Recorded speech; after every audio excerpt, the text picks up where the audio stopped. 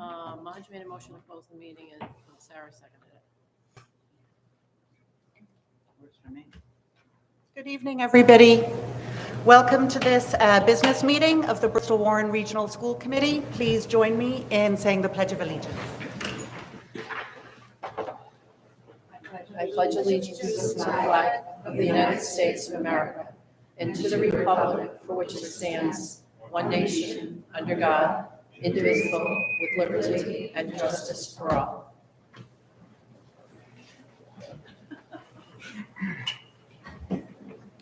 Welcome, everybody. We are going to start this meeting with public comment.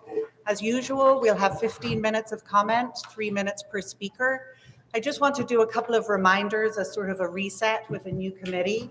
The meetings of the school committee are meetings of the school committee that take place in the public rather than meetings for the public. So where possible, comments that are on the agenda items would be much appreciated, and that way members can actually respond to those comments during the course of the meeting. Having said that, if you are making public comment, the things that we do ask, no comments about kids and no comments about district staff. We can't even make comments about district staff in the meeting. So that the same is also true for the public. Where possible, if somebody speaks ahead of you, of course, you can speak after them, but try not to repeat exactly the same thing that the person ahead of you said. Where possible, add to their comment or make a different comment. If you're saying something you have spoken about before at a school committee meeting, you should know that your first time it was on public record, it has been recorded, so there's no need to repeat that comment again. We have a presentation after public comment from Dr. Caldwell about our special education programs. So we will also have public comment after that presentation so that members of the public can ask questions or make comment based purely on her presentation. Okay, so having said that, the first person who signed up for public comment was Eric Lund. Yes, at the podium, please. Good evening. My name is Eric Lund.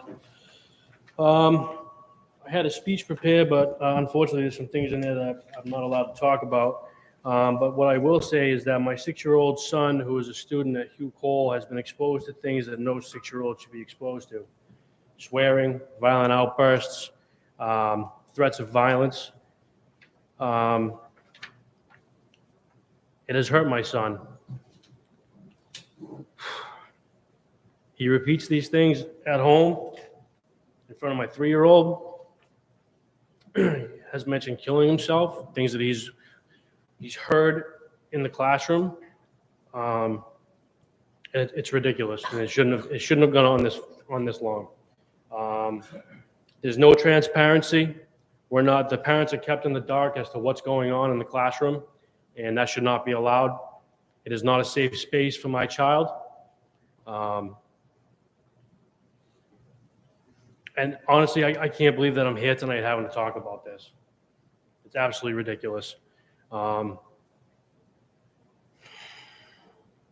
My son's mental health, his well-being, should come before anything else. I've sent emails. I'm sure you all have read them. Spoken with members, the administration about it. And myself and my wife are completely disappointed with where we are today. Again, it shouldn't have gone on for this long. And unfortunately, my son has to pay the price. And that's unacceptable. That's all I have. Thank you. Thank you, Mr. Lund. Next person signed up is Lindsay Lund.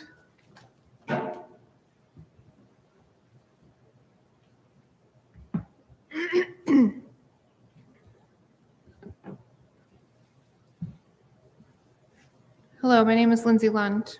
I'm here to tell you how my son's safety, mental, and emotional health is at risk, and the school has been neglecting him. He is 6 years old, and while putting him to bed one night, he was crying and told me he was scared and would have nightmares. He has told me he wanted to kill himself and has repeatedly said that nobody loves him or cares about him when he is upset. He has said he sees dead people when he closes his eyes. All of the above statements are 100% out of character for my son to say.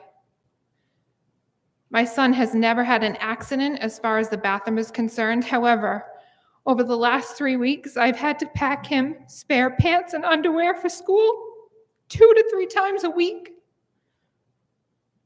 He's being told along with the rest of his class, oh, you know what? I might get shut down for that. He's scared.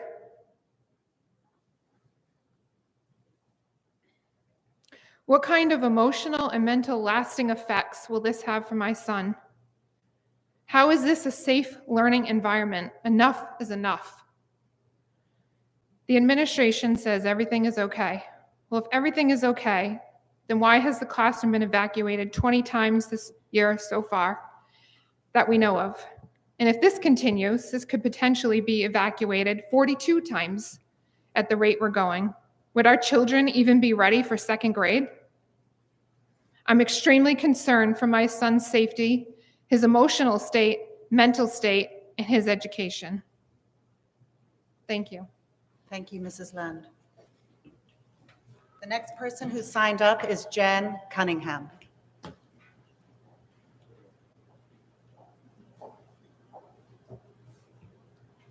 A lot of what I have to say is very similar to what Lindsay and Eric have mentioned. I have 2 children at Hugh Cole, kindergarten and first grade. I have significant concerns about their academic well-being in the classroom that's been evacuated so many times. My child is anxious, looking over her shoulder, doing her schoolwork, making sure that she is okay in the room, not focused. I am concerned about what the district is going to do for my child to make up for the time in the classroom this year that she has missed out on, what compensatory services she's going to get to make up for what has happened this year. I have been bringing up my concerns for 6 weeks. I have concerns very similar about her psychological well-being with mirrored behaviors at home. My child, who loves school, loves everything about it, wants to be a teacher when she grows up, is afraid to go. She is telling me she's praying that her classroom will be safe the next day. There have been events that have happened in her room that, as parents, we were not made aware of. I was not given the opportunity to parent my child over very traumatic events that have happened. I have learned of the events by pulling them out of my daughter, which is also traumatic. As a parent, we need to be made aware of what happens in a classroom, especially if the events are violent or if there are threats that are violent. There is also a policy in place set by this district that says we are to be notified of things of this nature that is not being followed. I have read the policies. I am extremely concerned about my child's safety and future at Hugh Cole. I want some reassurance that the district is going to do something and look into it and make sure that things improve. I do want to say that I know that everything in a classroom cannot be controlled. However, when a major issue arises, I want confidence that the building administrators are capable of handling them and that my child is safe. Thank you. Thank you, Ms. Cunningham. The last person who signed up for public comment is Mr. Peter Hewitt. Good evening, everyone. First, I should add that my comments are going to be very positive, I think, and certainly innocent compared to the concerns expressed by the two prior speakers, which hopefully has everybody's attention. But I certainly want to congratulate the newly elected members of the school committee and the new chairperson, Mrs. Piper, namely Adam, Jessica, and Kyle Jackson. I would also like to thank Mrs. McBride for her many years of service to the children in the Bristol Warren community as a member of the school committee and chairperson of this committee. I don't know how many of you are familiar with Hillsdale College and the wonderful work it does educating American youth in the science of a truly liberal arts education without accepting a single dollar in federal funding, and by so doing have kept the college free from any coercion in its curriculum from the federal government, which I can't say the same for most public colleges or public high schools or grammar schools for that matter. In its most recent copy of its monthly pamphlet, Imprimis, distributed to millions of subscribers, entitled Education as a Background, Mr. Unn, the president of the college, points out a problem with American education, illustrating the comparative growth in the numbers of students, teachers, and administrators in our public schools in the period from 2000 to 2019. The number of district administrators grew by a whopping 87.6%, while student growth was 7.6% and teachers 8.7%. And you can draw your own conclusion in terms of where the money's going. Hillsdale College also offers free to any district willing to accept it a curriculum on K through 12 history and civics education. I recently received a pamphlet titled How to Think About K through 12 Civic Education. I read it and was impressed. I have asked Hillsdale to send me additional copies so that I may provide Bristol Warren Regional School District administrators and school committee members with copies. I will hope when I do distribute them that when I am able to do so, you will read it and judge for yourselves whether our students and teachers would benefit from implementing the Hillsdale College curriculum. Lastly, I see that often the committee agenda provides for acceptance of minutes of previous meetings and removal and approval of policies. Now, it may be my tenderfoot experience accessing the website data, but I have been unable to find the minutes up for committee approval on the district's website, nor have I been able to find to review the policies on tonight's agenda for approval and/or removal. This is not the first time I have had difficulty finding such items on the agenda, on the website. If they are on the website and I simply lack the ability to find them, then that should be on me. But if they are not on the website and are especially difficult or are especially difficult to find them, then corrective action is warranted. Thank you. Thank you, Mr. Hewitt. Without further ado, we'll move on to the sixth item on our agenda, which is a presentation. So I'd like to introduce Dr. Caldwell, our Director of Pupil Personnel Services. And just a reminder, once the committee have asked any questions or made any comments, the public are also welcome to take the podium to ask any questions on the presentation afterwards. Thank you, Madam Chair. So I'm delighted to be able to talk a little bit tonight about what's been happening in special education since I transitioned into the district on August 1st. As you are all aware, the district had been without a consistent director for a period of time.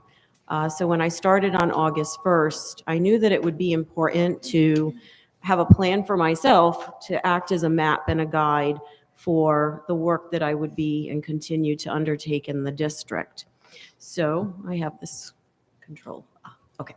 So I developed an entry plan when I first came to the district. I focused on 3 areas: to develop a deep understanding of the district, which is certainly continuing to be in progress as I settle in, to review current practices within special education and student services, and then to develop recommendations to the superintendent during that time.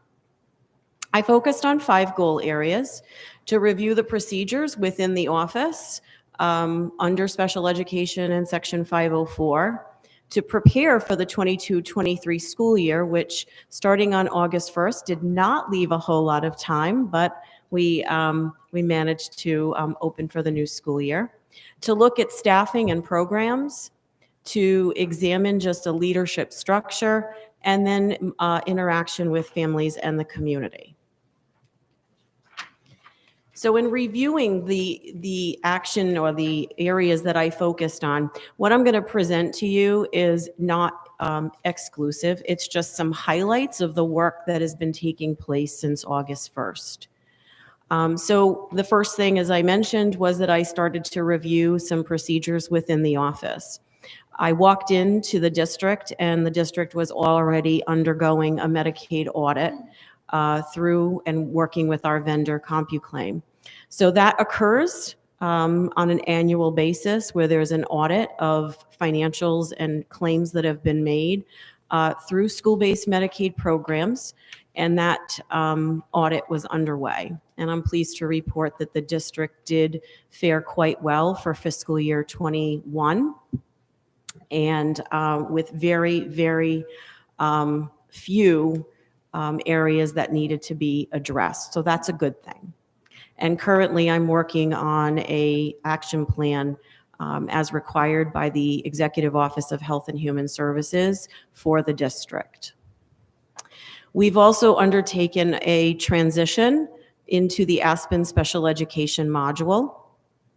As you may know, Aspen is our student information system.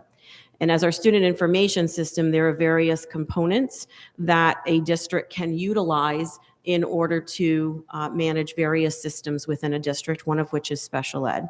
So the district transitioned to the special education module, and we will continue to transition over the course of the 22-23 school year, with a complete transition anticipated in June.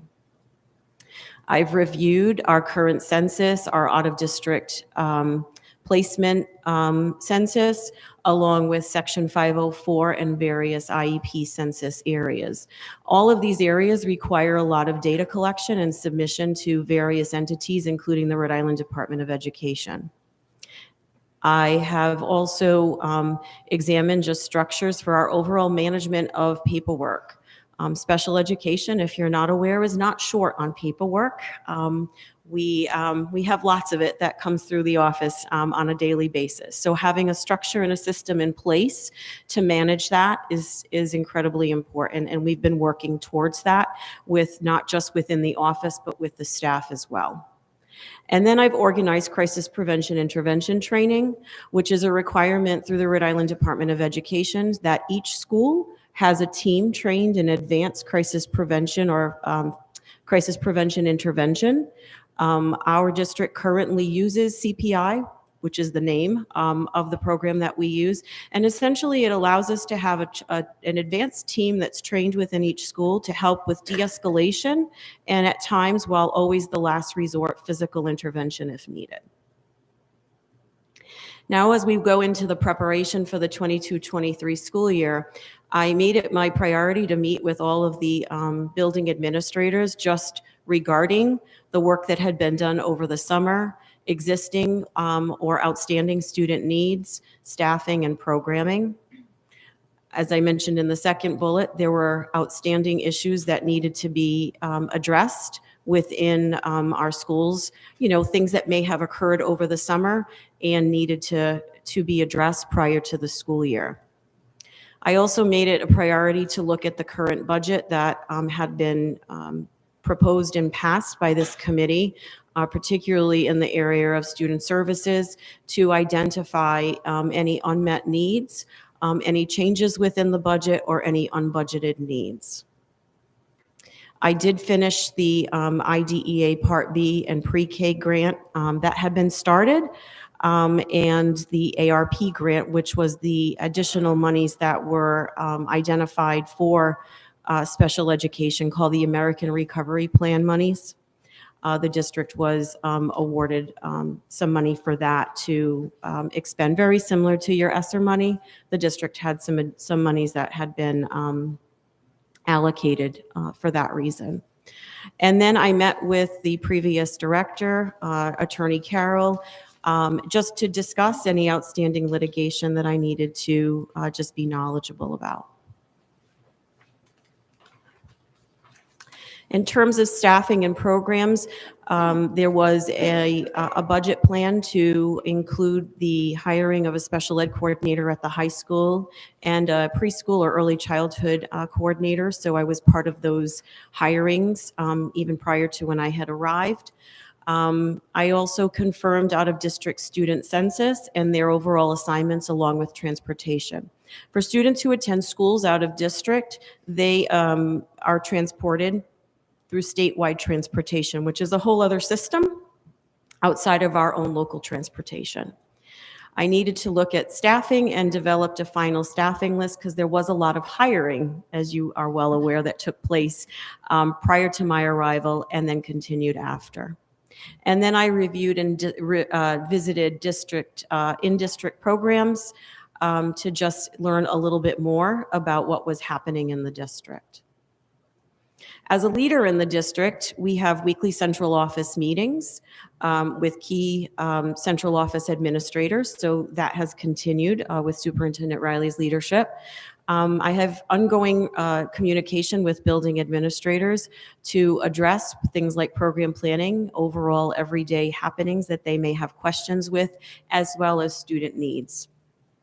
I've scheduled visits and have met with individual staff, as well as just had the opportunity to walk through the buildings, visit classrooms, and will continue to do that, of course, during the course of the school year. We've had some professional development days, as you're aware, the most recent being in November. And one of the things that was brought to my attention was that our teacher assistants have not always had meaningful professional development that's really dedicated towards their roles within our buildings. So one of the things that I had done, I want to say it was back in maybe September, maybe October, was I sent out a survey to them, asking them what do they need for their own professional growth and what would they like to see as part of their own professional learning. And I had some really great feedback. So on election day, when we had our professional development day, a large number of teacher assistants and even building secretaries participated on a whole session in the morning, just focused on social emotional learning and connections with kids. How do we connect with kids, and how do those connections affect the work that we do and we're able to do with our students each day? It was well received. I did a follow-up survey, and the excitement for feedback on that was really wonderful, and I'm very excited to be able to continue it, as we move forward to future professional development days. As I build my team of special ed coordinators, I meet with them every week. We meet every Thursday morning, bright and early. And essentially, that's been a time for me to not only build a team, but to reinforce procedures within the district, as well as to help them in their own teacher leadership roles within the district. In terms of family and community members, I've met with a number of parents as needed, and of course that will continue to be ongoing. I've connected with our mental health community partner, which is East Bay Community Action, and that's really a great partnership for me to develop, particularly not just to learn more about what they can do and how they can partner with us, but certainly our community-based mental health program or agency has certainly been instrumental during some unfortunate times, such as crises in a particular district, whether it be death or any other crisis in the district. So we do rely on our mental health agency to partner with us during those times. I've met with Miss Emily Spence, Parents as Teachers, which was delightful, and I was able to celebrate in their recent celebration, which was very nice. And I look forward to continuing our work together. We have students who are in the care and custody of the Department of Children, Youth, and Families, and many of those students often may work with an educational surrogate who acts as parent for the student.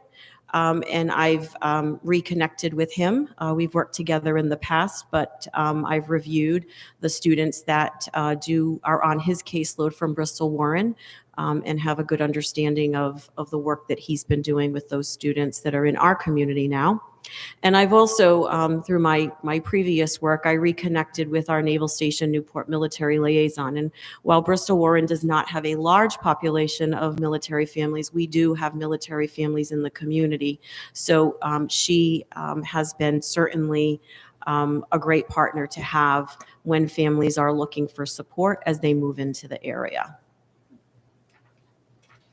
So moving forward, what I just shared with you, again, is not exclusive. I probably could go on and on, but I won't. So I chose the most pertinent things that I thought might be of interest to you.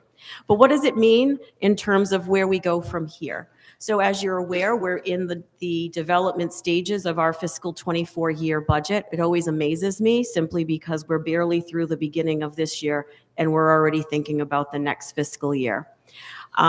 Along with that will come extended school year programming, discussions after the new year with the coordinators and building administrators to prepare for that. And then I will continue to meet with out-of-district providers. So for those students that we have who are educated at special education day school programs certified by the Rhode Island Department of Education, I meet with those folks very frequently because I'm the person who case manages those students that attend those schools.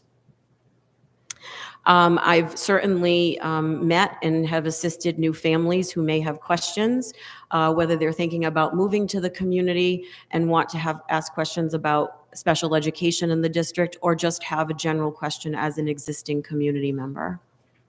As I mentioned, I've been continuing to and will continue to work with special education coordinators and building administrators just to continue to examine our current practices in special education.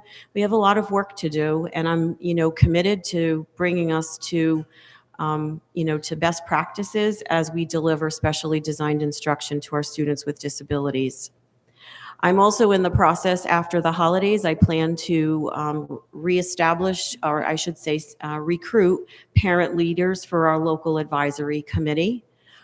Bristol Warren is not unlike any other community where many districts are continuing to rebuild their local advisory committees. I've probably rebuilt many, not probably, I have rebuilt many in my years of being a special ed administrator, many times, multiple times within a district. So my hope is that as I send out that information, perhaps we will have some families who would like to be our parent leaders of the group. And then, of course, continue our transition to the Aspen special education module. And I bring that up again only because it is a major undertaking. It will take us the better part of the full school year to make that full transition. So that's a really, I would call it just a little bit of a high level overview. Again, it's not exclusive, but I tried to really capture and highlight the things that I thought, would be of interest to you using the entry plan that I had developed, for myself as my own map and my own guide. I think I might have shared it with you, Ms. McBride, when I met you for the first time during that final meeting together. Thank you, Dr. Caldwell. You're welcome. I appreciate the sort of calming clarity that you bring to something that I know is very complex and a mountain of work and paperwork. So thank you. With that, I'll open it up to the committee for questions or comments. Mrs. Reich. Thank you. I know you've been exceedingly busy these past couple of months, and I very much appreciate your work. I had a couple of comments and then maybe one question, if you don't mind. Very happy to see that we're reestablishing the local advisory committee. I know that has been missed while we've been sort of transitioning to a new support system and your leadership. Many moons ago, I sat on that committee, and I know it was really valuable. So thank you. I'm really happy to see that's been missed. Can you speak into the microphone instead of, I know it's the tendency to talk. No problem. I'm very bad at my microphone skills. I will work on it. I will work on it. Okay. So thank you again for reestablishing the local advisory committee.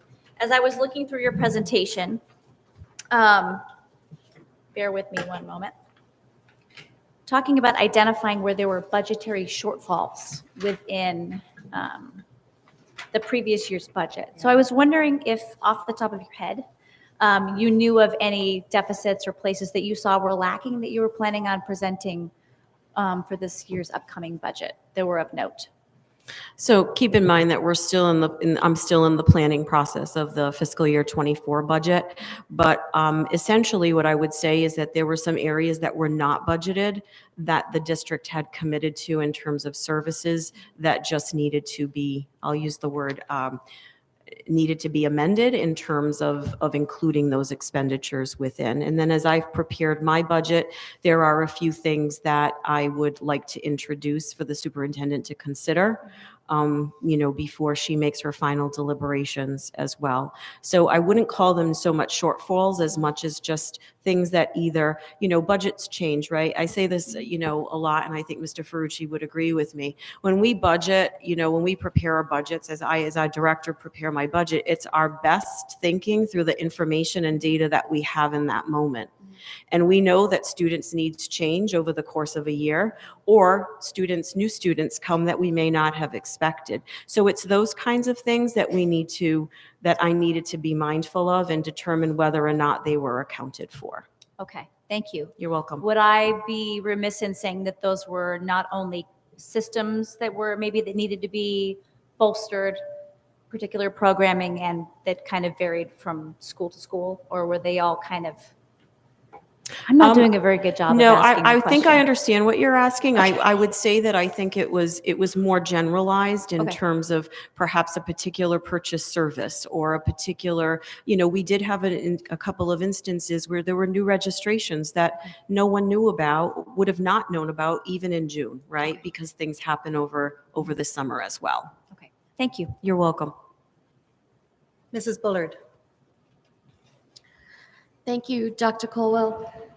I had a question about the crisis prevention intervention teams. Who makes up those teams across the schools? Sure, that's a great question. So the principals are responsible for establishing their teams. And I think that they've been continuing to work on that. So the statute says that schools will have staff who are trained in the will have advanced training in de-escalation and, if needed, physical restraint. So it's very clear that if a student needs physical intervention, that not just anyone can utilize physical intervention. You're supposed to be trained in part of a team.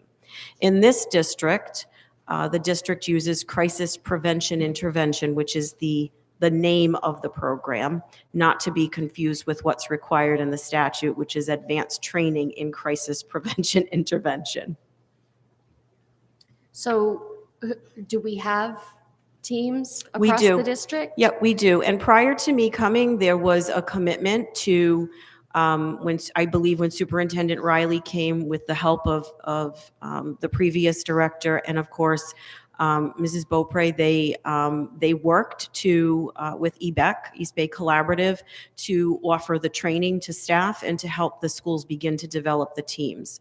This year, what we have done is we had training in November, initial training in November, because there's an annual requirement for refresh training. We had additional initial training in November through East Bay to continue to expand the teams at each building. So the answer is yes. Principals are responsible for developing the teams. They know who's certified in their buildings, and they are asked to set up their response. So for instance, we'll use Mount Hope High School as an example. If there was a need for a CPI team, Mrs. King would know, in this section of the building, I've got this staff. In this other section, I have this staff. So if there's an incident that requires intervention, I'm going to refer to this particular section of the building. Certainly at the elementary school, it's the same way. But there are at least, I'm thinking right now of Gutierrez, there are 3 teams that Mrs. Hughes, I can see it on her board now as I as I think about it. So yes, they all have established teams, and I will tell you, they're working hard to establish them. They're working hard to make sure that they're using those teams when they're needed. Okay, so you would say that at each school right now, there are teams who are qualified to provide crisis prevention intervention? To provide crisis intervention in the form of de-escalation or physical intervention if needed, yes. Okay, thank you. Adam, Mr. McGovern. Thank you. Would you mind giving a quick pitch on the local advisory committee and maybe some of the functions and goals would be? Sure. So the local advisory committee started many, many years ago as a means for community parents, students with disabilities to have an opportunity to come together in order to discuss and make recommendations regarding the unmet needs of students with disabilities. It is parent-led, so essentially, someone in my role, as I refer to, is an invited guest, if you will, to the meeting. I don't have voting power or anything. Usually there are bylaws that the group will establish an agenda, and they generally meet a minimum of 4 times per year. That's what actually the statute requires. So essentially, it's to talk about the unmet needs of students with disabilities. I would hope that the group would also be interested in providing, professional learning for families on particular topics that might be of interest. And other, areas that they may, want to discuss as a parent group. What it's not designed to do is to discuss individual student or individual needs. It's meant to be a proactive group that really is committed to examining and making recommendations about the unmet needs of students with disabilities. I had one more question that I forgot to ask you. Is there a formal reporting function of these teams, like after there's something that happens and an event that needs intervention? Is there a formal reporting? Sure. So when physical intervention is utilized, there is a report form that the district has. I did not create that form. It is a form that the district has utilized, and I've essentially carried over, but the answer is yes. If physical intervention is utilized, and actually it must be, because we do annual reporting on physical intervention that may be needed across each school. We're required to submit that information to RIDE on an annual basis. So are those reports kept in your office? No, they're kept by the principals. Okay, thank you. You're welcome. Anyone else on the committee? Mrs. Cabral. Thank you. I'm wondering about, I know it's a big undertaking, so the Aspen transition for special ed, is that like the uploading of IEPs and 504s, or is that something we already had in place? I'm just curious as to what will be new. Well, that's a great question. So Aspen is, I would call it, certainly more sophisticated than the previous program that we were using, which is called TINET. In its day, TINET was the premier IEP management system to use. And I think as a district, moving to Aspen as a student information system, I think it's good practice to essentially, to really streamline the number of platforms that we're working off of. So with what Aspen offers, it offers that management of IEPs, of the evaluation process. It offers the ability to ensure that the data is correct. So let me give you an example. In TINET, teachers or staff or clerical staff in my office would enroll, we'll call it, a student in TINET, and that was done manually. In Aspen, it takes things from the student information system side of the house, whether it's the student's name, their date of birth, whether or not they're an English language learner, their address, their parent contacts, and it brings it into the special ed management system so that in all those cases, you have consistent information. And then what it will do is assist with things like timelines to make sure that, there's the timelines are being met, to make sure that, that staff have reminders. If I'm a general educator, I can go into Aspen and I can see what the accommodations are for the students that are in my class or are on my class roster, because it's pulling from one main system. Now, the other thing too is with Aspen being web-based, it does allow for more real-time sort of work, that may happen within the module. It's very powerful. As I have said, to the staff when I met with them at the beginning of the year, I am the first person to say we had started this work in Portsmouth. It was my very first day in Portsmouth, and I said, oh my goodness. This is something like the training was really intense. And now I would tell you that it's just become second nature. And it really is a powerful system.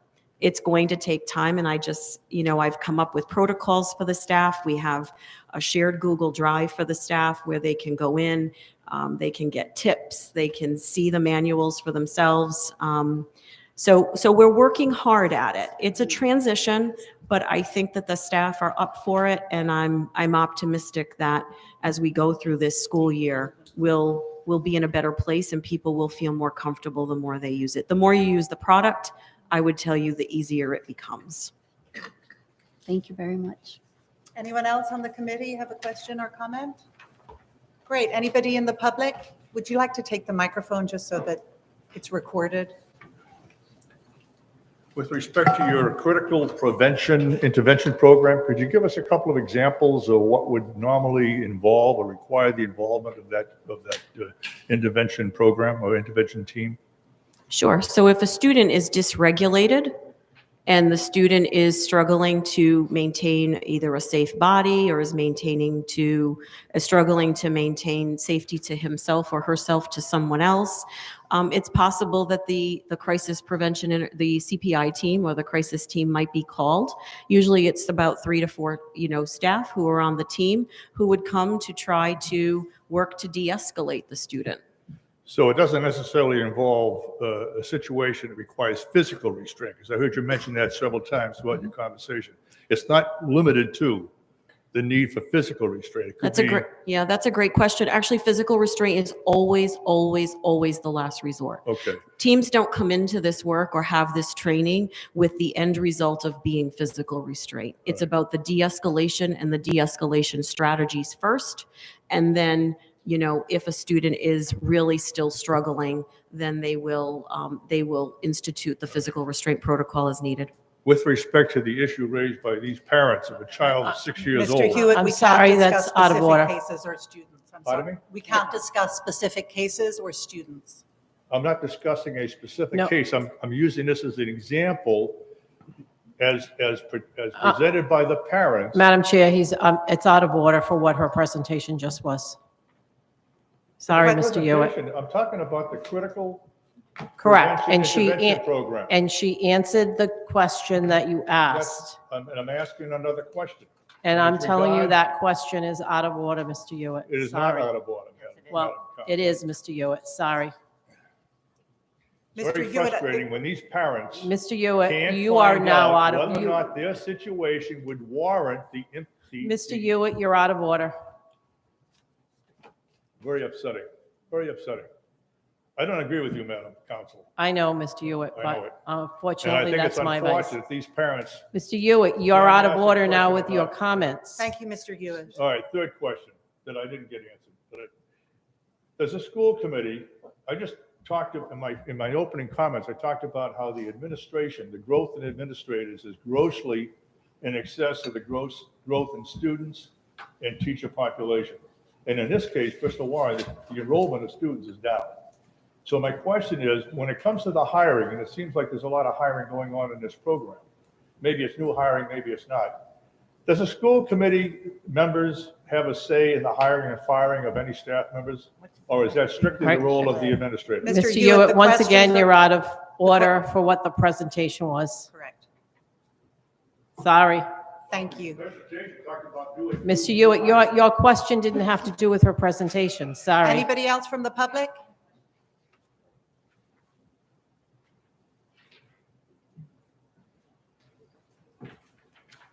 Hello, my name is Amy Stone. I live in Warren, and my son did attend the Bristol Warren School System, but he is at another school district. So my question to you is, he does have an IEP. Is he part of this? Are you following him to make sure that his needs are being met through the other district? Is that, because I just want to make sure I understand the bullet point, that you're following, and then you're making sure that continue to meet with out-of-district school providers. Ms. Stone, could you rephrase the question as if a child? If a child has an IEP and they are in another school district that we are paying for, and we are paying for busing, are you following them? Is this part of that scope? If we have a student who attends an out-of-district placement who is a Bristol or Warren resident, Okay. then I am the one who is case managing them with that out-of-district placement, and I will be the one who attends annual IEP meetings. Okay, so if their needs are not being met by the district they are in, who do I address it with? Do I address it with this district, or do I address it with the head of the special ed district? How do I say that? The head of the special ed of that district. I suggest you take that up later on because I also think it goes beyond what her presentation. Yeah, I was. just didn't know the scope of this, that's why. I'm sure we can answer that after the meeting. Okay, thank you. Thank you. Anybody else from the public? Thank you, Dr. Colwell. Now we'll move on to the consent agenda. Items A, B, C, D, and E. Is there anything on the consent agenda that a committee member would like to be moved to the regular agenda? Yes, please. I'd like you to remove E to the regular agenda. Noted. Anything else? Okay, can I have a motion to accept items A, B, C, and D on the consent agenda? So moved. A second? Second? All in favor? Aye. Anyone against? Thank you. Would you like to say a little something about what we just approved? Yes. So we have extended Mr. Morel's contract for 2 more years, so he'll have a full 3-year contract. And then also we have approved the same for Mrs. King, who was our high school principal, and also removing the title of interim. And our new communications folks will put out a little blurb for the whole staff and community that we can share with folks. So thank you. Congratulations, Mrs. King.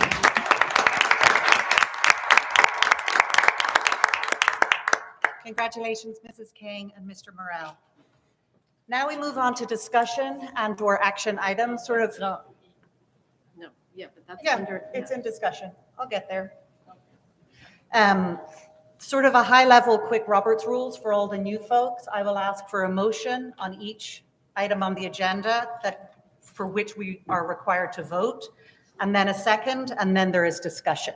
If anybody wants to amend the motion, that would come after the first motion is approved, if that makes sense. But we'll work it out together. The first item on the agenda, the first item on the agenda, I need a motion to approve and seal the minutes of the executive session. So moved. Do I have a Second. second? All in favor? Aye. Anyone against? Next, we will discuss item E from the consent agenda, and I'm looking for a motion to approve the MOU for 21st Century Technology and Furniture Fund. So moved? Can I have a second? Second. So now we have discussion. I'll look to the superintendent to explain this MOU. Sure, so this is just some entitlement funds that we've been given by RIDE. They were distributed to every district with the intent as laid out by RIDE. The scope of the project is to do some furniture purchases that would support science, technology, engineering, and math, or STEM project-based learning.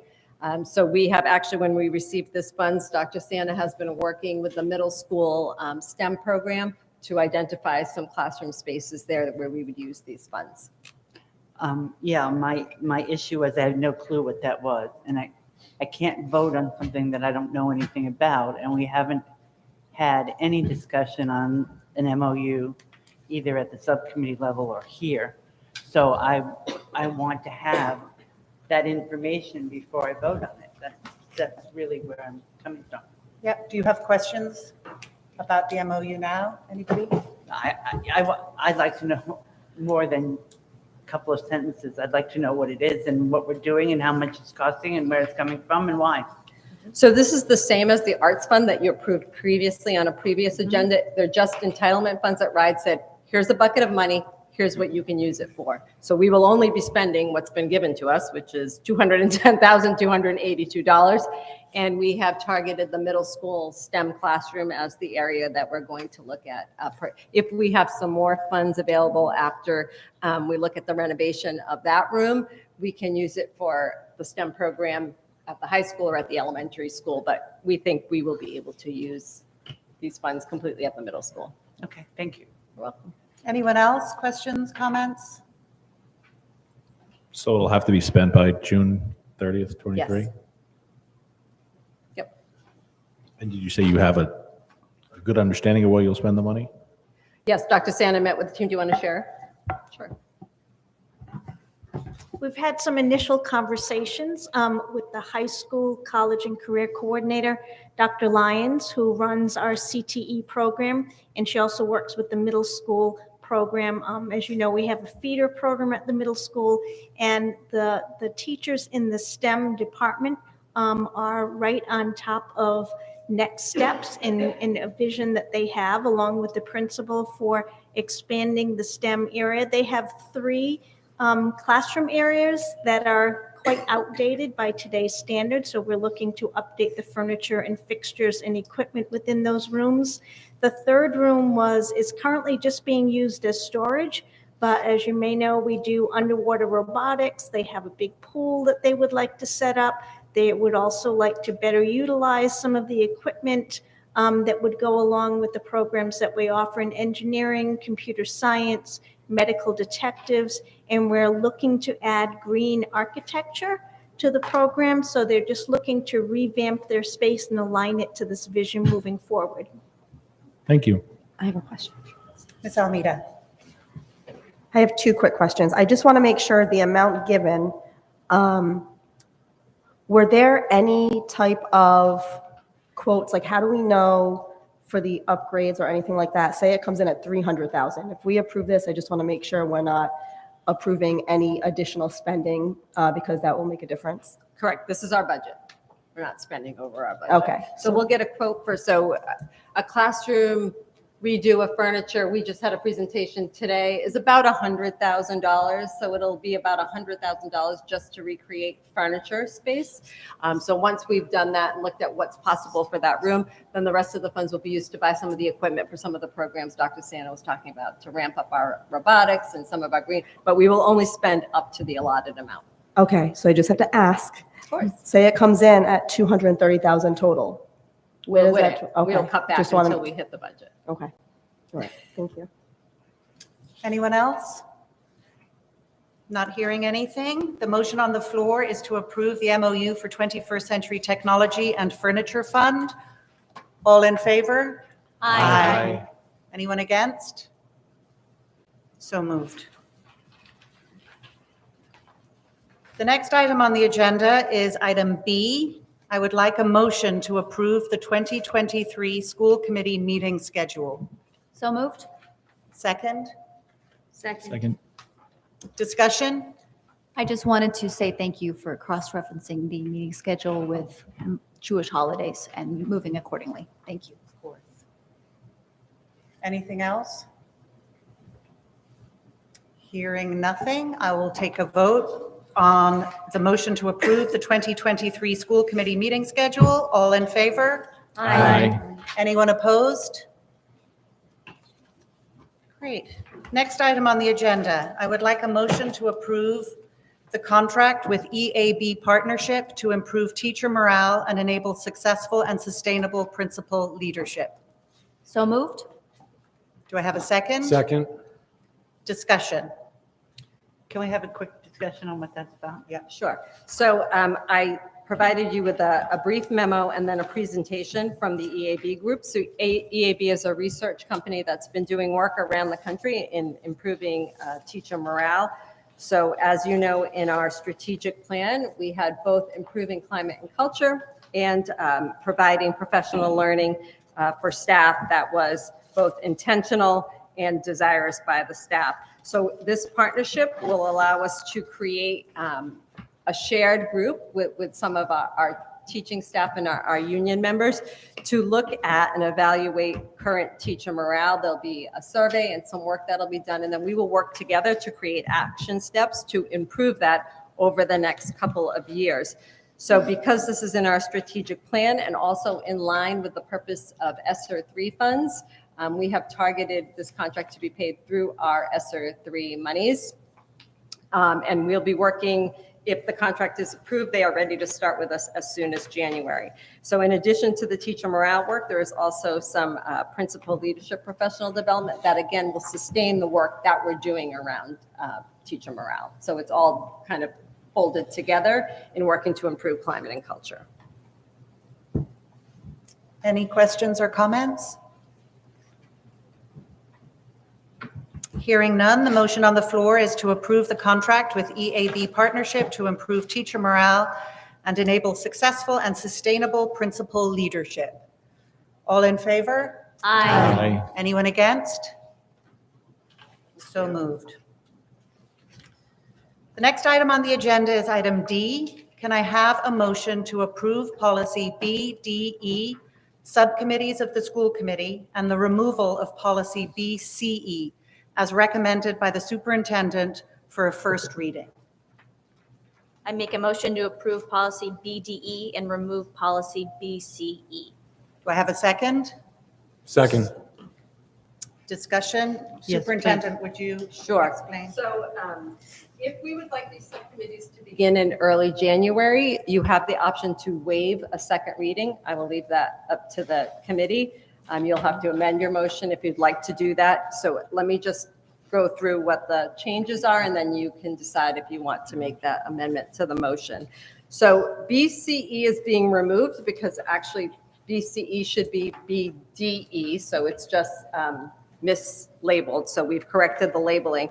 And then we have removed some of the additional language in here that is repeated in BDE, the reference document, so that BDE is just very clean around what the subcommittees of the school committee are and when they're going to happen. So that is the exemplar that we pulled from the national policy. And then again, there'll be, the next thing that you'll vote on will be the references. So this is just what subcommittees are, when they get appointed, and then how long they are in place for. So for this committee, it's every 2 years. So you'll see that's what's in the first sentence. But otherwise, it's the same as the old BCE minus all the individual things that are repeated in BDER. So we're just trying to streamline them. I have questions. Superintendent Riley knows. Yes. The first question is the elimination of facilities in the budget facilities subcommittee. That's in the next one, Mrs. McBride. That's in BDER. So we're just on BDE right now. We haven't gotten to the reference yet. So you're just, but they're both in the same No, the motion. next one's in E. So this one We're would, just on D right now. The reference follows. It's the next agenda item. All right, I understand. Yeah, Ms. Almeida. so I know it's labeled incorrectly, but what specifically, because I didn't bring it with me, I apologize. Is this the curriculum? Which one are we talking about in D? So if you pull out, you should have a copy of both documents. You have BDE and BCE. So BCE is the old policy. Right, so it's this one. And it has what the standing subcommittees, it just repeats this information and then adds the subcommittee business information along with special committees, which is just repetitive. So this is the old, sorry, do you need a copy? No, I didn't bring my Okay. laptop. But Yeah. that's fine. So this doesn't speak to any individual committee. It just describes what a subcommittee is. This is the new version. This is Do,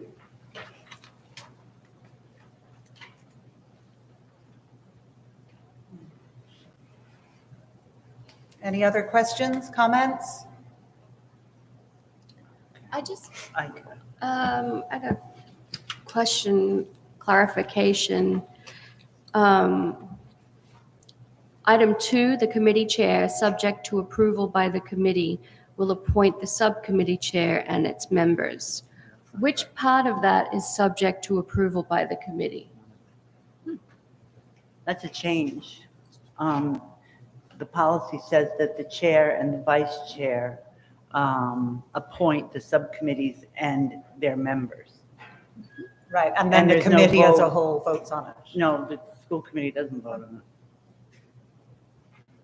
So that's a definite change from the, from what's in there now. Is I it the don't know phrase why subject it's to here. approve by committee? Huh? Is it the phrase subject to approve by committee? No. Oh. No, it's the chair and the vice chair. Yeah, but he's asking, is your concern with the phrase subject to approval by the committee? That's the part that's. Well, that and the you're fact disagreeing that with. it should say the chair and the vice chair. And it shouldn't say approved by the committee, because you make that decision, the two of you make that decision.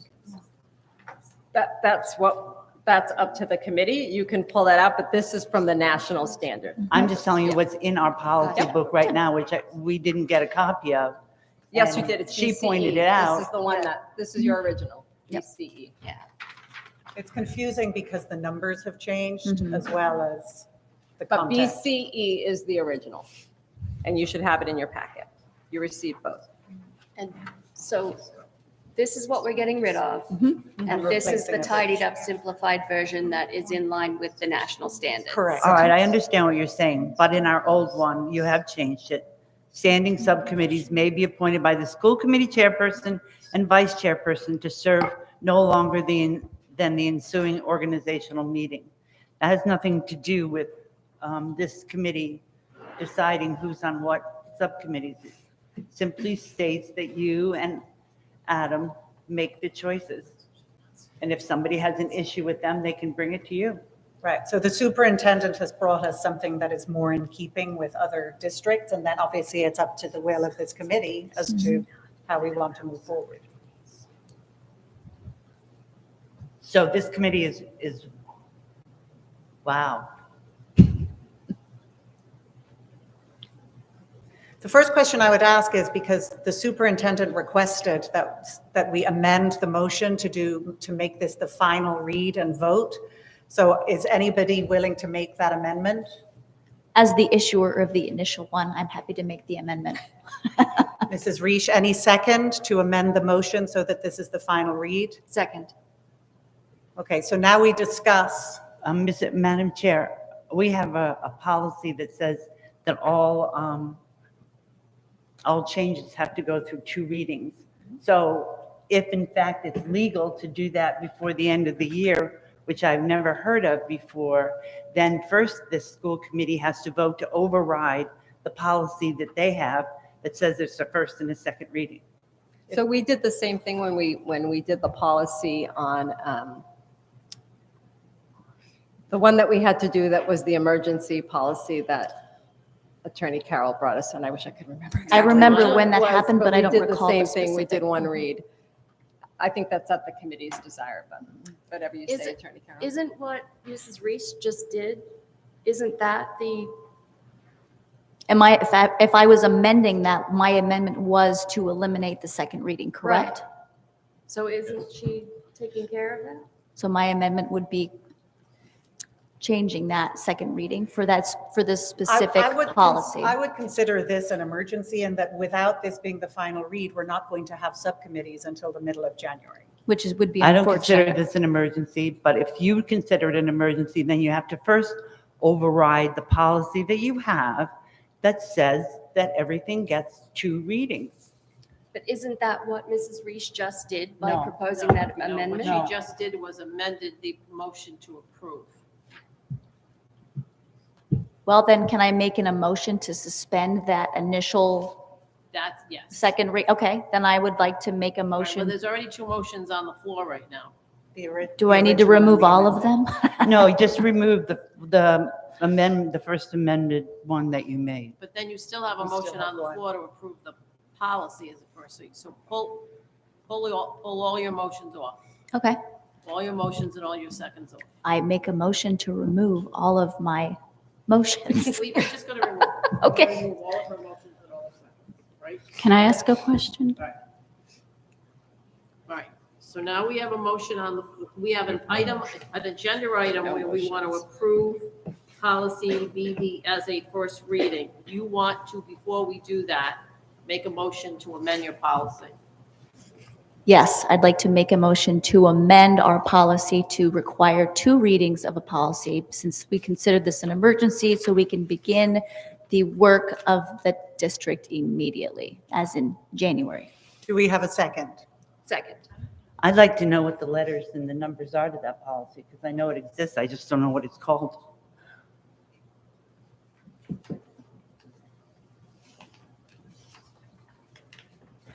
So I don't it know is what year. policy number BF, and actually what it says here is, it says, accordingly, a judicious method of policy adoption will be followed. Recommendations for a new or revised policy from sources within and outside of the school system would be channeled through the superintendent and the policy and curriculum subcommittee. New or amended policy discussion will be advertised on the district website. The policy of the school committee may be amended or newly adopted after 2 readings of the school committee. So it says may be amended. It doesn't have to be, according to this policy. Right. No, that's not what it says. No. It means that after 2 readings, you still may adopt it or not. It means you have to have at least 2 readings. And Carly just made a motion to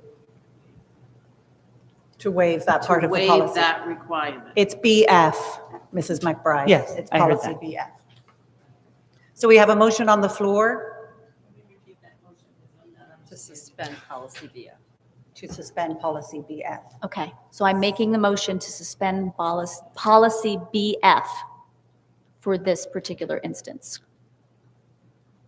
I'm seconding. Discussion. Yeah, I think that's a gross mistake. I don't think that you should cavalierly suspend those kinds of things without a full discussion. And I don't see where it's an emergency. You can appoint people to the subcommittees without any problem. I mean, they're still here. I don't see it. I'm sorry, but I don't see the emergency. You asked everybody what committee they wanted to be on, and they were all supposed to tell you what it was they wanted to do. And I'm sure that they have, and that's not an emergency. Ms. Piper actually hasn't made that Yeah, request because the yet. makeup of the subcommittees is different in the new All right, policy. let me just tell you what the policy also says. It also says, policy of the school committee may be suspended for a specific time and purpose if it is deemed unnecessary or obsolete by a 2/3 vote of the membership. So if you're going to suspend the policy, in other words, if you're going to approve Mrs. Reese's motion, it has to be by 2/3 of this committee. Okay. But any further discussion on the motion on the floor?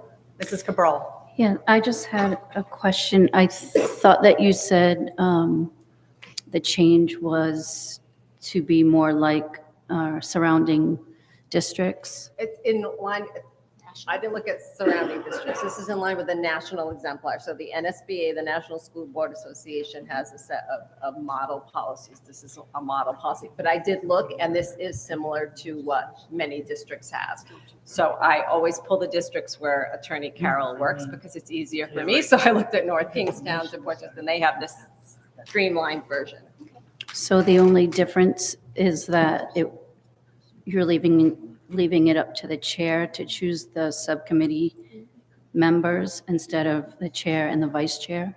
No, this actually says that the chair, subject to the committee's approval, selects the subcommittee. So the chair would make a recommendation and you would all vote on it. That's what this policy says. But that's not what you're voting on right now. That's not the motion right now. Right now, all you're voting on is are you going to suspend the policy so you don't need a second reading?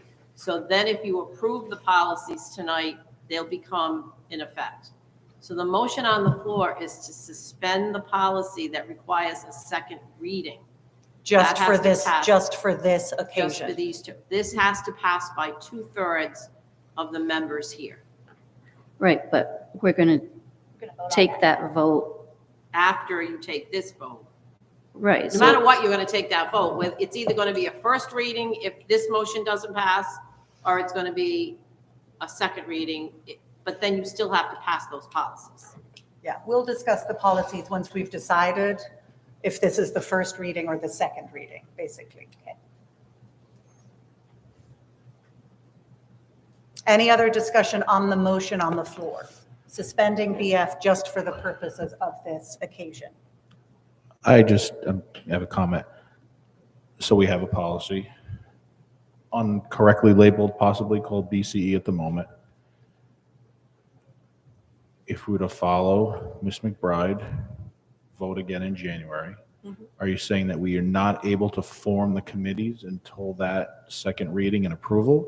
Of course we can.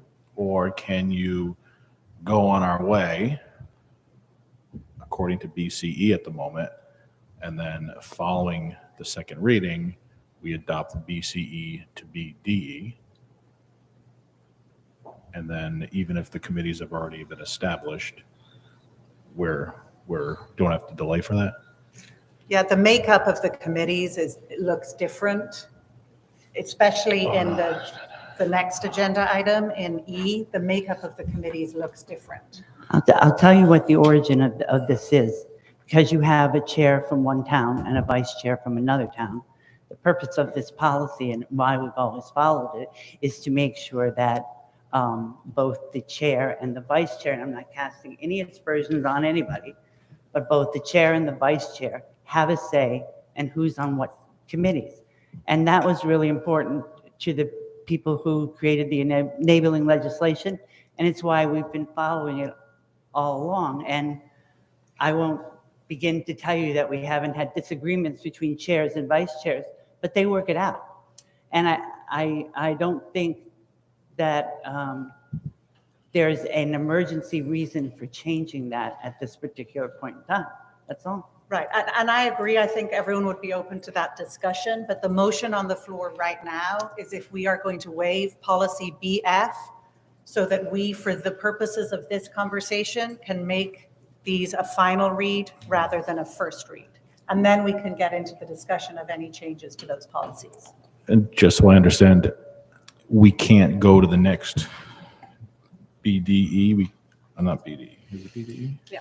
We can't change BDE until we change BCE into BDE. Is that correct? No, that's not correct. You can vote. If Mrs. Reese's motion passes, it just means that whatever discussions you have on these two policies will be the final readings, and they are separate policies.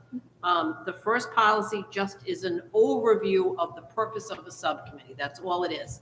The second policy talks about the specific subcommittees. So it's two separate policies.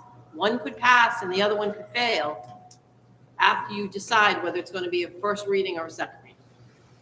And I hope I'm not crossing streams here, but we wouldn't be able to move on and assign committees until BCDR is approved. I don't agree with that. We're still going to have a budget subcommittee. We're still going to have a personnel subcommittee, a policy subcommittee, a health and wellness subcommittee, and a student discipline subcommittee. Whether you change the title of it or not, you're still going to have those committees. And they're supposed to be, if you go look in another part of the policy book, they're supposed to be done rather quickly. I actually thought they would be done tonight, so. That's what we're trying to do. So if anybody, does anybody have anything further to discuss about the temporary suspension of policy BF? So the motion on the floor is correct me if I'm wrong, Mrs. Reich, a temporary suspension of policy BF for the purposes of this occasion. Correct. Can I just get a point of clarification, please? Is it temporary for BDE? I'm sorry, is it temporary for D, and then we would do it again, or is it temporary for D and E D and and E. Yeah. essentially F for that matter? Well, D and E are the ones that it really, because we don't need a second reading for suspension. Correct. So the motion on the floor is that we temporarily suspend policy BF for the purposes of voting on items D and E. All in favor? Aye. Anyone against? No. No. Oh, wait a minute, now we gotta We need figure out. 6 yeses. I need 6 to pass it. 1, 2, 3, 4, 5. No, so it Fails. Yes, the motion fails. So now we go back to the original motion. A motion to approve policy BDE, subcommittees of the school committee, and the removal of policy BCE as recommended by Superintendent Riley for a first reading. Who's willing to make that motion? I'll make the motion. Any second? Second. Discussion. Yes, please. I still don't think that in number 2, the committee chair should, that it should read that way. I think it should read that the chair and the vice chair will appoint the subcommittee chairs and their members. And I don't think it needs to be okayed by the entire school committee, because otherwise, why would we have voted for you to be chair and vice chair? If I could make a brief comment, I think by doing this, we're acting in good faith and we're trusting leadership and then verifying that trust by a vote. I hope that in this new era and new set of leadership that we're beyond casting dispersions based on which town we reside in. Well, that's your opinion. Yes. I would also add to Mrs. McBride and Mrs. Reich's point that it is in the enabling legislation, that it is the chair and the vice chair. So it's already covered by law, that piece. So we can't have a policy that violates our law. I think the only difference here is that then, once the subcommittees have been formed, the committee gets to vote on it. But if the superintendent is, It's your policy. If you want me to edit it, I can just. Yeah, why don't we just edit it to put in I don't have chair a problem and, with you editing it for in the other second words, reading. it's only a going to first be a read, so it's second gonna reading. come This back. is only a first reading. Yes. Why don't we let it be the chair and the vice chair that chooses change it the to this. membership? yeah, and it's Okay. already covered by our So legislation. just for the second reading, we're going to amend that. Okay. Any other comments? Maybe I think maybe what you had talked about on the second part, when it says the committee chair, subject to approval by the committee, was that just essentially saying that the committee chair was approved and voted on by everybody here, and not something correlated with the subcommittees? No, so if you read it, it's the committee chair will appoint the subcommittee chair and its members, subject to approval by the committee. So we're all going to vote on But it. now it's going to be but now amended to we're- say the chair and the vice chair. It'll say what this one says. Standing committees will be appointed by the school committee chair, chairperson and vice person. So do I have to make that as a motion, as an amendment to what you have in front It's of us? just a first read, so now you don't have to do that. I'll just redraft it for the Okay. second read. All right, thanks. Anything else? Any other? Mrs. Cabral? I'm just curious as to what the rationale is to change it from just, from the vice chair and chair to just the chair. Well, we just said we're going to edit it back to match the enabling legislation, so it's going to say that again. Okay, I was just curious. Again, just follow, all I did was take the model policies from everywhere else, so I will Okay. just fix it to match. Yeah. All right, sounds good. Anything else on this policy and the removal of the old misnamed one? Fine. Great. I have a motion on the floor that is to approve policy BDE, subcommittees of the school committee, and the removal of policy BCE as recommended by Superintendent Riley for a first reading. All in favor? Aye. Anyone opposed? Great. On to E. Please, can I have a motion to approve policy BDER, subcommittees of the school committee, and the removal of policy BCER as recommended by Superintendent Riley for a first reading? So moved. Second? Second. So if I could just explain these edits. I'm sorry, this is so confusing.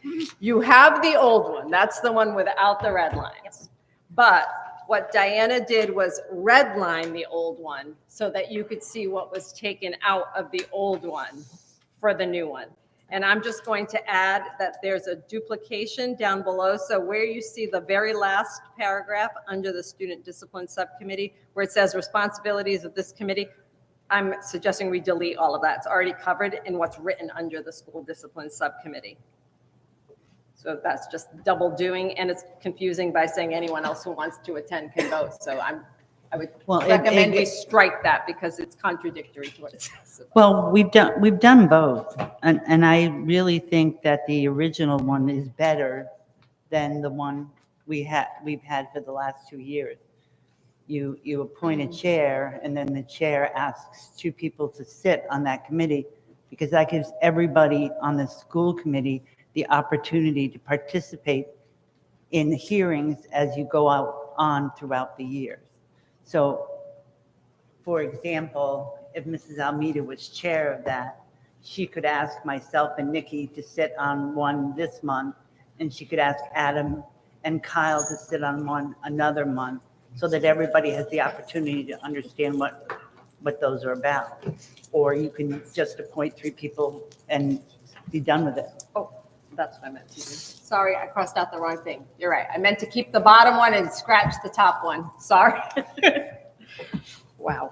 Sorry. So we will remove so we're talking about removing redundant language from the Student Discipline Subcommittee. The red section goes away. What's underneath stays. Yes. Thank you. Mrs. Almeida. 2, I guess, comments and questions. I see curriculum has been striked from policy and curriculum subcommittee. I think it's important that we're able to review the curriculum. So with that not being part of the subcommittee, I do see that an issue, because I do think we should be able to review. And then as far as facilities also being scratched, budget and facilities pretty much go hand in hand. So I think that should be still together. So facilities and curriculum are not the purview of the school committee. Oh, but they are. Respectfully, they are Respectfully not. disagreeing. Budget, policy, superintendent, that's your purview. Yeah, but you have the new rule that says that we have to use so much of our budget, put so much of our budget toward facilities. It's a Correct. state So you vote on budget. on the percentage. But I also think that when somebody emails me and tells me that there are trees growing out of the gutters at Colt Andrews, that's a facilities issue. It is. Capital projects is not a facilities issue. And yes, in the past, we have and we should have a facilities, if you want to call it a facilities committee, for capital projects. But for the everyday working facilities in our buildings, I think that belongs in the budget and facilities subcommittee, because you're going to have to budget for it.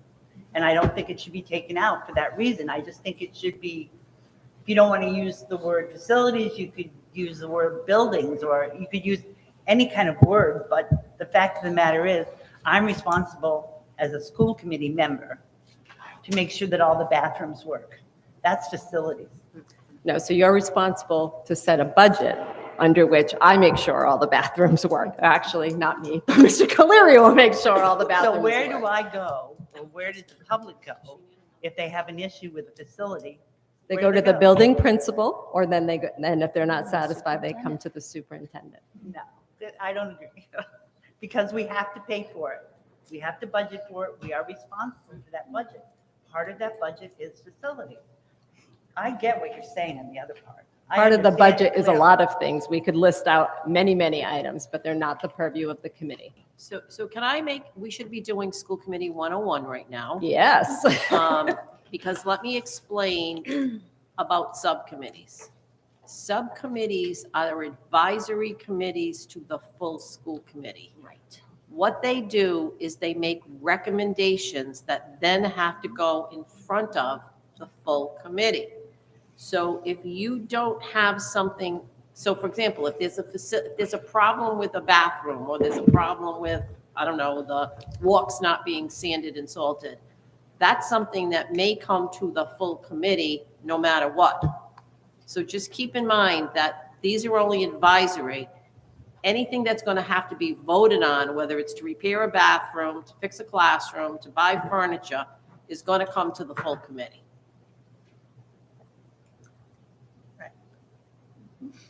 In terms of curriculum, what the full committee would get involved in is the purchase of a curriculum that is more than $5,000, $10,000? 10. That's how the school committee would get involved in curriculum. It would be to purchase the curriculum. So obviously at a full school, if you have it at a subcommittee, the subcommittee is seeing it. If the subcommittee doesn't see the presentation is going to come to the full school committee, who is then going to vote not on the curriculum, but on the purchase of whatever is needed to present that curriculum. Right, it's the budget, but it's still, you've got to decide. You can't just put $20,000 in a budget for curriculum and then just spend it. If there's an item that's more than 10,000, the school committee is going to be voting on it in the full, no matter what, whether the subcommittee sees it or not, the full committee is going to be voting on it. Right, so we have a curriculum selection committee. We have teachers who work on that. The school committee doesn't select curriculum. You vote on the budget to pay for the curriculum. Right.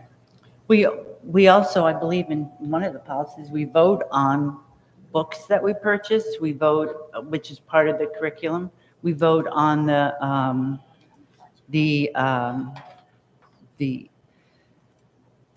program of studies for the high school. Yes. We haven't voted, but we should be voting on the policies, and we talked about this before, for discipline and the different handbook to the different schools. That all comes through policy and curriculum. So I think it's more a matter of telling people who are on those committees where their lanes are than taking the names out. That's what I agree. That's how I feel about it. So Mrs. McBride, do you want to amend the motion on the floor? Yes, please. And then we can put it to a vote and see what the committee's wish is. I'd like to add back in facilities, curriculum, and we've already done the student discipline thing, so I'm good. So to remind everybody, the amended motion on the floor is to approve policy BDER and the removal of policy BCER with the changes that Mrs. McBride has requested, adding back in facilities and curriculum. Could I ask a question before we put that motion out, or no? Well, let's have a second and then we can have a discussion. Is there a second to that amended motion? I second the motion. Great, now discussion. Mr. McGovern. So it was facilities and budget committee. We're taking out facilities because if I heard earlier or just looking at the information, because we're starting a building committee. And that's aligned with The SBA. So I think what Mrs. McBride is suggesting is that we have both, that there's still a building committee, but there's also this separate budget and facilities committee. is the building committee for what I would call Capital. planning, design, and construction. So basically coming up with a plan based on whatever it is, 5-year capital plan or a certain initiative. It's a 5-year maintenance and capital. The 5-year plan is both maintenance and capital. Okay. I'm just trying to now just deciphering between what I think Marge was talking about was facilities, which I would call operations and maintenance, right? Operating and maintaining the buildings that we have. Correct, and I just think that it's more Great point. comfortable if that stays there. But it's, when we have a capital plan going on, which I believe we will be having going on very, very soon, not only do we have the subcommittee that is made up of people from the community and the treasurer, we have traditionally had another committee that whose involvement is in that capital projects at the end. So, and we had it in a hierarchy because the last time that we did any major capital improvements was in 2007 when we did the schools. And I just happened to be the chair of that building committee then, but that was a separate standing committee for capital projects. I'm just talking about the nitty-gritty, everyday stuff. The operations and maintenance. Correct. So to Ms. McBride's point, if we have a building committee for the planning and design and construction, are we letting the operation and maintenance fall to the wayside because it's now not in this committee? Or is there a different way to address? Nope, that would be supervised by Mr. Caleri, who's the Director of Facilities, and myself. So that's what I'm talking about, is this bullet, for example, that says, review yearly maintenance and replacement schedule for buildings and grounds. So in the 5-year plan, there is an annual plan for maintenance and repairs. That gets approved by this full committee. What I'm trying to avoid is what was happening before, which is our previous Buildings and Grounds Director reporting out at every budget meeting on what work has been happening in the district. That's just not something that I'm used to seeing in a subcommittee. That seemed like an additional set of reporting that was already approved by the committee in the capital plan for the year. It's capital and maintenance, so it's not just big building projects, it's all the maintenance for the year. And that then I'm holding Mr. Caleri accountable for, and I just feel like this is a double do. So then I'm holding him accountable, and then he's coming to the subcommittee to be held accountable again for a second time. And it just feels like that's an excessive set of reporting, but if that's the purview of the committee, I understand. Well, one of the things that happens is that you go to the subcommittee meeting, it's at the subcommittee meeting. If you have particular questions about it, you can get them answered at the subcommittee meeting so that when you come up to the business meeting, you're prepared to vote. If I'm just getting it at the business meeting, I'm not prepared to vote on it unless I already know about it. So that's and it's the same for the public, because at the subcommittee level, there's a lot of give and take. There's sit around the table, talk about all this kind of stuff. And if you take it out, then it disappears. And I don't think it should disappear. I don't see the need for it to disappear. As long as people understand what facilities mean. Noted. Anybody else? Seeing no more discussion, we will take a vote to approve the amended motion, which is, Yes, no, yes, the amended. yes, the amended motion. No, she's right. You're right, go ahead. She's right. To approve the amended motion that we approve policy BDER and the removal of policy BCER with the amendment suggested by Mrs. McBride to put back in facilities and curriculum. So let's keep it as is. All in favor? Aye. Aye. Aye. All opposed? Nay. Nay. Yeah, because we don't, yeah. Can you raise your hand if you're an aye?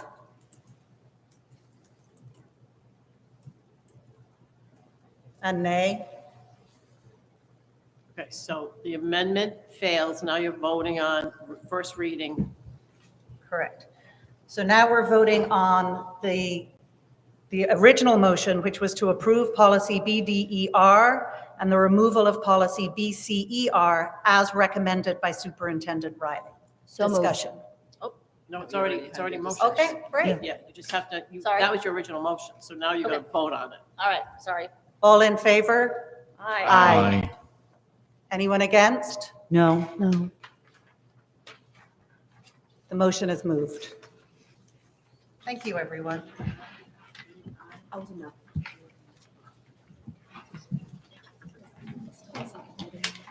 Yes, there'll still be another reading. Yeah, that was just the first reading. Next up on the agenda, F, I'd like a motion to remove former policy BDE, student discipline hearings, as recommended by Superintendent Riley. Again, this is already in the one you just voted on, so this is just streamlining. No need to repeat the same policy over again. Second. All in favor? Aye. Anyone opposed? Great, the motion is moved. The last two items on the agenda, just for everyone's information, there's no vote. This is for discussion and for our information purposes only. G, the standardized monthly financial reports. from our CFO, Mr. Ferrucci. Good evening, Madam Chair. Thank you. I know it's getting late, so go through the rush. You have before you your monthly fiscal report. Typically, this would be the time of the year that I would report out and seek a revised budget for the annual rest of the school year. Unfortunately, we didn't have the time to pull it together with the two major priorities of that being the audit getting completed this year. If you remember last year, we didn't get done until May. That was because it was third on the priority list. This year, it got moved to the top of the priority list. So the audit is well underway, and we're targeting early January to have the report released. With the transition that's going on with my upcoming departure, as well as the FY24 budget process, again, that needed lead time because we are going to be engaging the principals beginning this week. They're going to come before us and advise us of their budget requests. So we'll have an enhanced dialogue in-house before superintendent puts a budget together. So those became the top two priorities. So the year-end projection was not officially put together. But this evening's report gives you a pretty good highlight. And the dollars pretty much self-explained. I've had an opportunity to meet with some of the new school committee members. So I hope this makes sense. And so we can move that piece right along. The interesting piece, of course, is the very last of it, which is the variance analysis.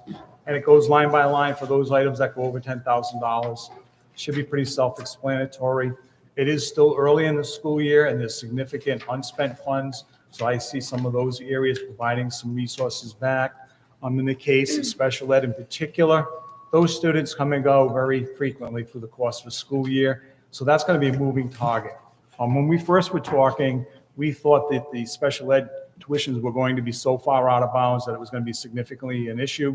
But when you look at it collectively, right now we show about a $60,000 shortfall. We may get another student or two in. We may get another additional bill that comes up. But we're going to be in that range of 100,000, which I believe is manageable because if we end up with 3 or 4 students exiting the program as early as March or April, we'll recapture $100,000. Some of the out-of-district tuition, especially for the new school committee members, could be close to $80,000 a year. So a student that actually exits a program could be a significant savings. Right now, it's the students that we know that are on the books that are accounted for in this particular budget. And the best news this evening is to be able to announce that the state aid to schools will come in significantly more. If you remember last year, the governor announced that he was going to level fund schools because there's a significant reduction in student enrollment over the last 3 years. But because of COVID, they suspended the formula and were level funding schools. He announced last year he was going to level fund schools. The state legislature also got into the act in June, and they revised what the actual funding formula dollar value was, so they were able to elevate it. And I think they're aligning it that there's discussion today to roll back to actual enrollments and getting back to the funding formula. And so they're trying to mitigate and reduce that impact on your districts. So we've got an influx of $800,000 of new revenue that wasn't budgeted. You've got the $600,000 of thereabouts in expenses. We got over $900,000 of unspent budget across the rest of the district. And most importantly, and I've spoken with the incoming consultant already about trying to do a year-end analysis of your staffing to get a really good, clear picture, because that's really the biggest dollar value. We had some breakage built into that, but the superintendent's done a great job on bringing in the staff, and also if we needed an additional position in one area of the district, she was able to offset it by not filling any position. And I've been contributing in my business office because we just recently hired the accounting manager, so that's probably a $60,000 savings in this year alone. So those pieces will all filter through. I think you're in a really good position going into the spring, so there's nothing critical to report out this evening.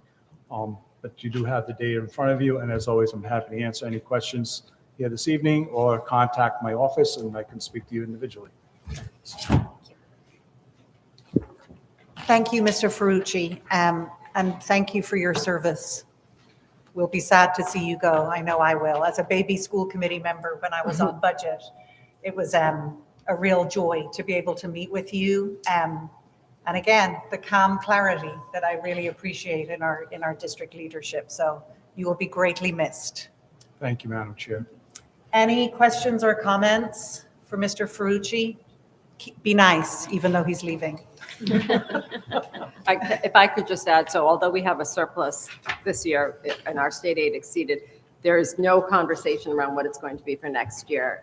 Both the school business administrators group and the superintendent's group have been asking RIDE and trying to get, by now we would have gotten a projection of what our numbers would be for next year. And they are being very cautious and hesitant about putting those numbers out. So if they decide to go back to actuals, we could see a significant reduction in what our state aid is going to be. We have been told that they are waiting the governor's budget, so we won't have an estimate until we see the governor's budget. So we will be building some caution into our budget for FY24, knowing that we could sustain quite a cut in our state aid based on the enrollment going back to pre-COVID funding. So just a little, small word of caution. Yeah. Any questions for Mrs. I just Cabral? have a comment. I just wanted to thank you as well, because I know when you came into the role, it wasn't, smooth oiled machine that you just took over, and that you did a lot of work for us, and we really appreciate it. I can't thank you enough for the kind words. To have the school committee understand what we were confronting, and to see the community rally together, and the experience that we had going through the budget last year, because all I heard when I first got here was that budgets passed 5-4s. And the superintendent and I made a point to talk to every single individual school committee member and have everybody understand what we're attempting to do, and to see the team come together and see the communities come together and the CJFC come together. It was an incredibly enriching experience. And so I do leave here with great comfort knowing that you guys are going in the right direction. And I take pride that as a team we came together and were able to achieve what we've achieved, given all of the underlying issues that you are fully aware of. So we have come a long way, and I appreciate the opportunity to have served you and the community. And I bid you a farewell and Merry Christmas. Thank you. We'll come down to visit you. The final item on the agenda tonight is H, legislative priorities. The superintendent and I discussed this because we have a policy whereby the school committee should be in conversation with our state delegation, where they share with us anything happening at the State House that is important to us or should be important to us. And we can also express our priorities as a community to our state delegation. So with that, I will let the superintendent lead off. So this is an opportunity for the committee to brainstorm, and the brainstorm, of course, doesn't have to end here. If you go home tonight or this weekend, you think of something that you think is important, we should add to the list, and then we can bring that to our January meeting to kind of vote on our consolidated list of priorities. I gave you an example, one that I think is of the highest priority since it is a huge expense for the district. You can see that we are in Region 3 for our transportation district, when for all other matters in the state, we get bucketed with the East Bay, except for in transportation. And what this does is actually increase our transportation costs by $1.2 million. That's the change. If we got moved out of Region 3 and put into Region 5, we would save $1.2 million. So it's not a small amount of money that is attached to this region. You can see Region 3 goes all the way from Bristol all the way up to Smithfield, which just doesn't make sense. These lines were drawn, the region lines were drawn, I think back in the 80s from what I can research online. So to me, this is a really high priority for our state legislative group. If we could get them to move us into the East Bay region, that would be a huge cost savings for the district. So this transportation is for our students who go to CTE programs and private schools. So this is not our out-of-district students, our special ed students. Those students are different. That's a separate cost. So this is just private school and CTE. If we were moved into the East Bay region, we would save $1.2 million. So I threw that on as one of my priorities. And so if I think anyone it's a has- great different way of approaching it, because we marched to the State House, we've been at the State House, but we never looked at the idea of moving out of the region. And if, that may be easier for our legislators to absorb than what's happening now, because it's been a significant expense over quite a number of years. And I would anticipate you have some allies with Barrington. I know you have one rep that overlaps, and they're in the same boat. They're considered East Bay for all of the other things that we're a part of, but they're also in Region 3. So I don't know what their costs are, but I would anticipate that you would have some allies on that school committee and with those reps and senators. Well, I think budget people get together from the 3 districts and try and figure out how to share buses so the expense is not quite as high if we were doing it separately from Barrington. It would cost us a lot more. So I would imagine that Barrington would be glad to jump on that bandwagon, because otherwise they're going to spend more money than we are. Right. I have something else I would like to add to our laundry list that I promise we're going to keep short when we finally do sit down to have this conversation, and that is, it has always troubled me looking at our enabling legislation, which is, to all intents and purposes, the bylaws or sort of the charter of the way our district is run. And there is nothing in there that says that that document should ever be looked at or discussed. So it was, how long ago was it? 1993. 92? 93. 93. And so since then, there is no body that has had a discussion about that document. Actually, there has. This town of Warren did. The towns of Warren and Bristol did when they asked to change the enabling legislation so you could have a 13-year rolling average as opposed to a 1-year rolling average on numbers of pupils in schools. So they have opened it. It has gone up to the state and it was passed. Right, I would just like to add something official to the legislation that says X number of years, 5 years or 10 years, there should be a body that is made up of district folks, town folks, and state folks that look at that piece of legislation. That's something else I would propose to be discussed. Anyone else? Yeah, if you're talking about things to be discussed on the next agenda, could we have some information on this MOU on the police, please? On the what? On the SROs. And the cameras. So that would have to be an executive session. That's just under safety and security. That's fine. I just would. Okay. Yeah, we can do that. We can discuss that. Anything else that anyone could think of they would like to open a dialogue with our state delegation about? I'm not at my freshest at this hour. So when is our deadline for getting this So we information don't to you? have a deadline. We had talked about inviting the legislatures to either a meeting or a breakfast or some kind of convening when we could get them all placed. So my thought was, if you want to send me some draft ideas, I can put together a full list for our next meeting. So yeah, you don't have to come up with something right on the spot, but that's what I gave you, like an example of something I was thinking of. So if you come up with your own examples, what I'll do is I'll create a draft with anything that anyone sends me for our January meeting, and then you can all select from that list what you want to bring forward, and then we can look to set a date with the legislature. I would recommend we try to do that as soon as possible at the start of the year as they're going into session, and we don't want to miss our opening to have them advocate for something. So we'll try to do that right away in January. But yeah, if you would like to email me something, as long as we do it before the Thursday before our next meeting, so we can get it all typed up and meet looking for our first meeting. Thank you, everyone. Motion to adjourn. Do we have a motion to adjourn? I just made it.